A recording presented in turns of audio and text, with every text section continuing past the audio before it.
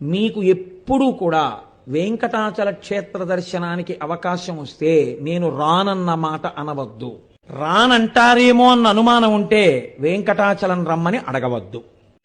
అలా వెంకటేశ్వర స్వామి వారికి రాత్రి దండలు ఒకలా వేస్తే తెల్లవారేటప్పటికి ఒకలా మారిపోయేవి. ఎవరు చేస్తున్నారని ఒక రోజున అనుమానం వచ్చి ఒక మహంతు గుడిలో నక్కి పడుకున్నాడు చూద్దామని.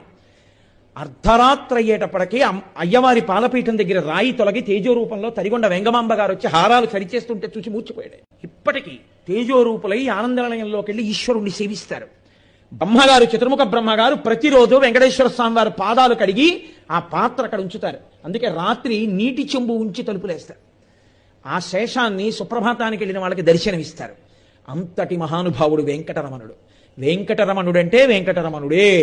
ఒకరా ఇద్దరా, ఎంతమందితో అనుబంధం.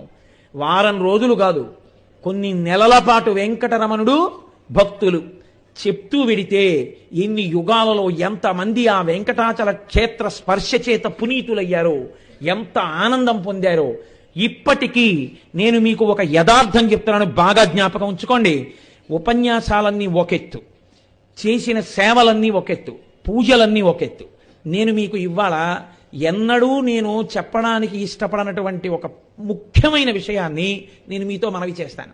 మీకు ఎప్పుడూ కూడా వెంకటాచల క్షేత్ర దర్శనానికి అవకాశం వస్తే నేను రానన్న మాట అనవద్దు. రానంటారేమో అన్న అనుమానం ఉంటే వెంకటాచలం రమ్మని అడగవద్దు. ఎందుకో తెలుసా అండి? నాకు తెలుసు చాలామంది మొన్ననే కదా వెళ్ళొచ్చాం, ఎందుకులేండి తిరుపతి అన్న వాళ్ళకి ఆయన దర్శనం ఇవ్వలేదు, కొండ మీదకి రానివ్వలేదు. సేవ టిక్కెట్టు చేతిలో ఉన్న అహంకారానికి పోయిన వాళ్ళకి సేవ లేకుండా చేసి పంపించిన సందర్భాలు ఒకటి కాదు, రెండు కాదు, నాకు ఎన్నో తెలుసు. నేను మీకు పరమ సత్యం చెప్తున్నాను. ఇప్పుడు నేను చెప్తున్న ప్రసంగాన్ని, మీరు వింటున్న విషయాన్ని వెంకటరమణుడు వింటున్నాడు. మీరు మనసులో స్మరించిన దాన్ని కూడా ఆయన తెలుసుకుంటాడు. మీరు ఇలా పొంగిపోయిన ఉత్తర క్షణంలో, మీరు గోవిందా అన్న ఉత్తర క్షణంలో, మీరు ఆయన ఉన్నాడు అని నమ్మి నడిచిన ఉత్తర క్షణంలో ఆయన మిమ్మల్ని హత్తుకోవడానికి సిద్ధంగా ఉంటాడు. పరమ సత్యం నేను చెప్తున్నాను. ఎవరిని మోసం చేయడం నా ఉద్దేశం కాదు. మీ అందరూ భక్తిగా ఉంటే దానివల్ల నాకేమైనా పావలా కాసిమ్మని నేను అడిగానా?